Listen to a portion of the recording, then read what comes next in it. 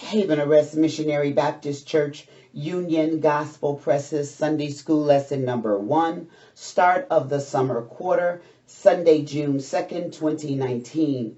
The lesson is entitled Abram Called by God. Lesson text comes from Genesis chapter 11, verse 31 through chapter 12, verse 9. Related scriptures are Acts 7, 2 through 5, Mark 1, 16 through 20, Hebrews 11, 8 through 10, Galatians 3, 7 through 9. The places are Ura, Haran, Canaan. Time is 2100 through 2990 BC.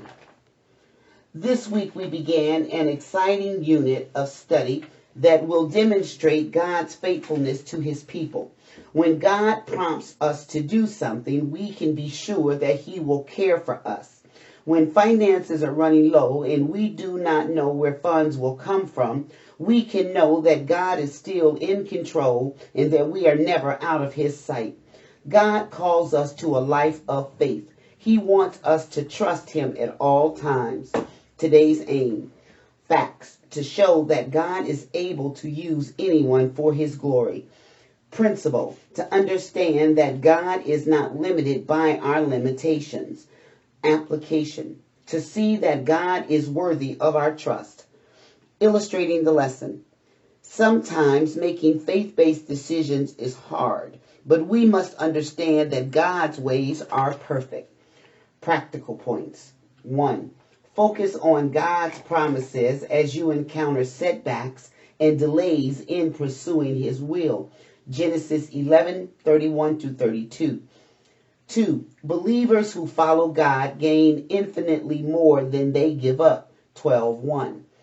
3. If we follow God's will, he can use us to be a blessing to others. Verses 2 to 3. 4. God may require a believer to leave some people and places behind. Verse 4. 5. Obedience to God empowers the believer to stand strong even in the presence of enemies. Verses 5 through 6. 6. Worship while you wait. Verse 7. 7. Be faithful and trust God as his plan unfolds in stages. Verses 8 through 9. Golden text. Now the Lord had said unto Abram, Get thee out of thy country, and from thy kindred, and from thy father's house, unto a land that I will show thee. Genesis 12:1. Today we have two lesson outlines. The first one is direction from God, Genesis 11:31 through 12:3. The second is obedience to God, Genesis 12:4 through 9. Introduction. Genesis, what a great place to start. For centuries, Jews and Christians have started to read their Bibles right here. For well over a century, Genesis has been a battlefield for biblical scholars. One interpreter has compared Genesis 1 through 11 with a minefield that has to be crossed with great care. It is always important to ask why each biblical author wrote what he did. Was Genesis primarily biographical? The gaps in the accounts would seem to negate this. Was it history? We soon discovered that there are two different kinds of history here, with a major change between chapters 11 and 12. Was it primary focus moral guidance? The narratives in the book do not seem to point strongly in that direction. The primary purpose of Genesis seems to be a presentation of God himself and how he interacts with his people. Genesis explains the world and how it operates under God's direction. In Genesis 12, God sets a new direction for his work in the world. Direction from God. Genesis 11:31. And Terah took Abram his son, and Lot the son of Haran, his son's son, and Sarai his daughter-in-law, his son Abram's wife, and they went forth with them from Ur of the Chaldees to go into the land of Canaan. And they went and they came unto Haran and dwelt there. Verse 32. And the days of Terah were 205 years, and Terah died in Haran. 12:1. Now the Lord had said unto Abram, Get thee out of thy country, and from thy kindred, and from thy father's house, into a land that I will show thee. Verse 2. And I will make of thee a great nation, and I will bless thee, and make thy name great, and thou shalt be a blessing. Verse 3. And I will bless them that bless thee, and curse him that curses thee. And in thee shall all families of the earth be blessed. Initial travel, Genesis 11:31 through 32. In order to introduce Abraham and how God began to work with and through him, Moses first introduces us to his father Terah, 11:24 and 27. Terah was the father of 3 sons, one of whom died while they were all living in Ur of the Chaldeans. Verse 28. Ur was located near the southern end of the Euphrates River, not far from the Persian Gulf.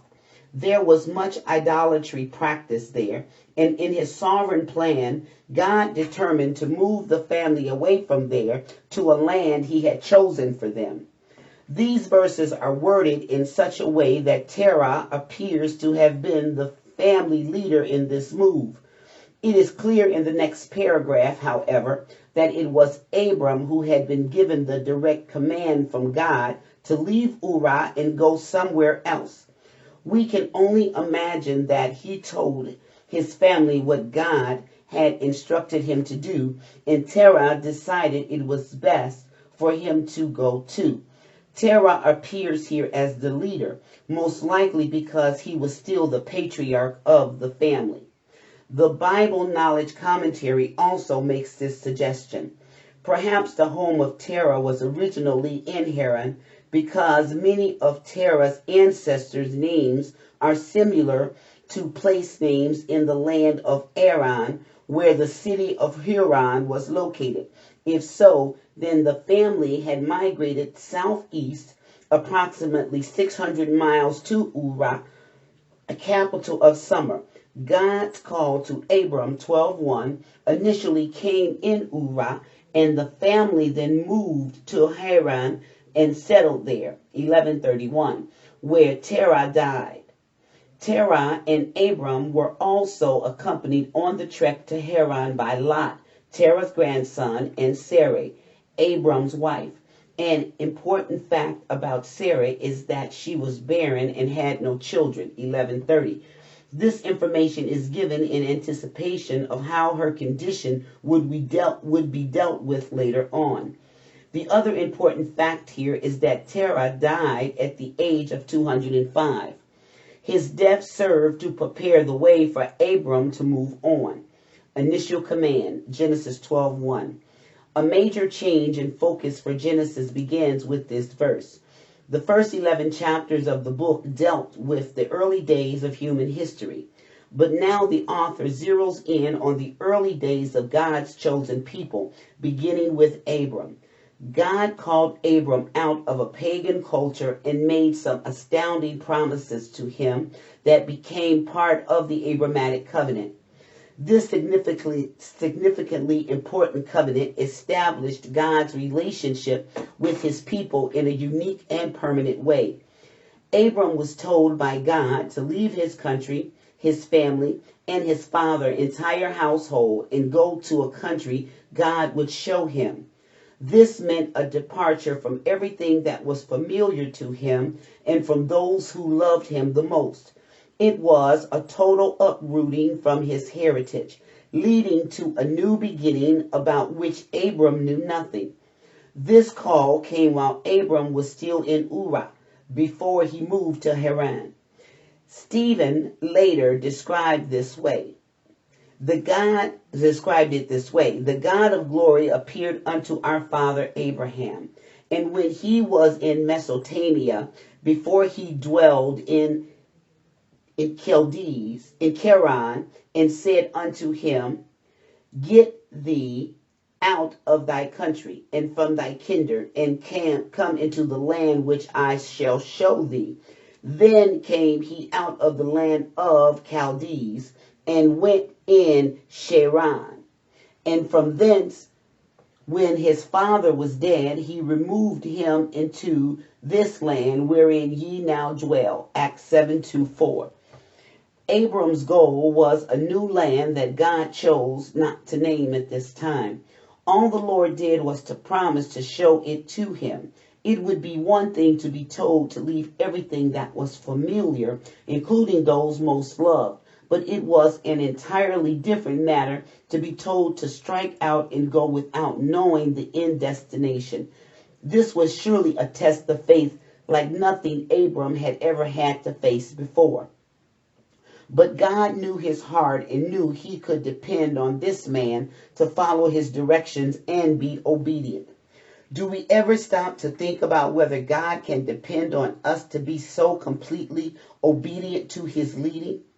Although we will read that Abram departed immediately just as God had commanded, we know his human emotions must have gone through some turmoil. He serves as a great example of faith to us. Initial promises, Genesis 12:2-3. Accompanying God's command was a sevenfold promise detailing what the Lord was going to do for Abram in return.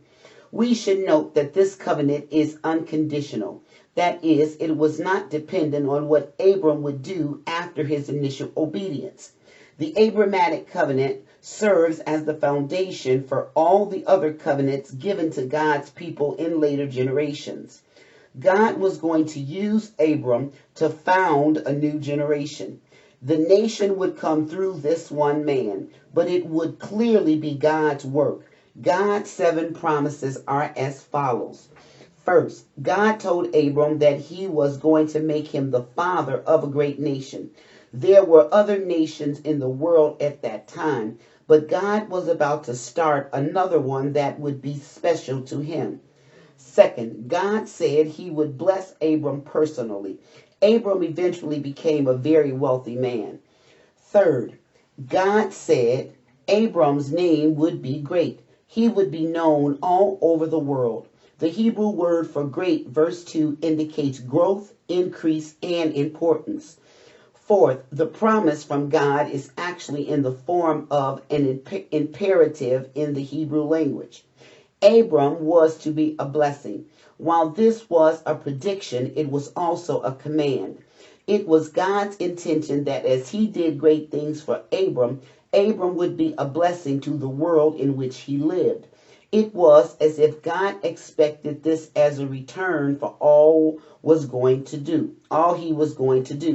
Having a positive influence on those around him was the very least Abram could do in light of how God was going to work on his behalf. Does this not serve as a challenge for us? Is there any reason we should not be a blessing to those around us when we consider all that God does for us every day? Fifth, God promised that all people who spoke well of and helped Abram would themselves be blessed by the Lord. 6. The corollary was that those who cursed Abram would be cursed by the Lord. Finally, God said that all the families or nations of the world would be blessed through Abram and his descendants. Innumerable contributions in almost every field of human endeavor have come to us by way of Abram's descendants, the Jewish people. The greatest blessing, however, would come through his greatest descendant, the Lord Jesus Christ. Obedience to God, verse 4. So Abram departed as the Lord had spoken unto him, and Lot went with him, and Abram was 75 years old when he departed out of Haran. Verse 5. And Abram took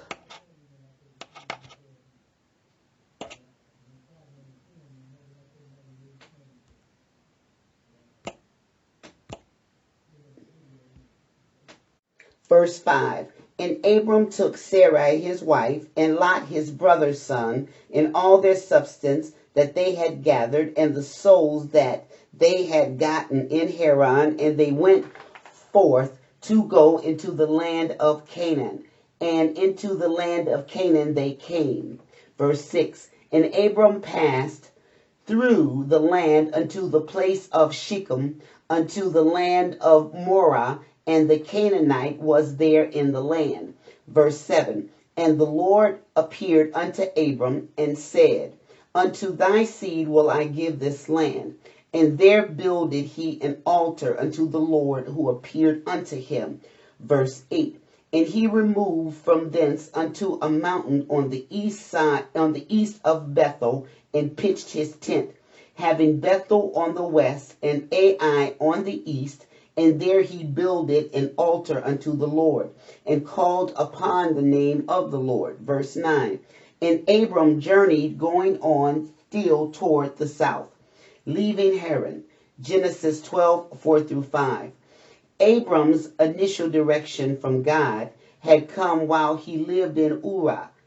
He had remained in Haran as long as his father was alive. But now that he was dead, Abram moved on in obedience to God's leading. Perhaps it was a show of respect for his father that he kept him in Haran until this time. But now it was time for the journey with God to continue. He departed as the Lord had spoken unto him. There is no indication that the time spent in Haran was displeasing to God. Abram was now 75 years old. Lot, who had left Ur with him and also stayed in Haran, now continued on with him, traveling toward the place God had chosen for Abram. And as we would expect, Abram's wife Sarai went with them. By this point, Abram apparently knew that he was to head in the direction of the land of Canaan. The journey would be approximately 350 miles. It would be interesting to know at exactly what time God revealed Canaan as the final destination. What is clear is that when Abram left Haran, he removed all possibility of return. He took with him not only Sarai and Lot, but also every person who had become part of the larger family. Those who are described as the souls that they had gotten in Haran, verse 5. This probably refers to servants now included in Abram's family. Abram also took all the substance that they had gathered.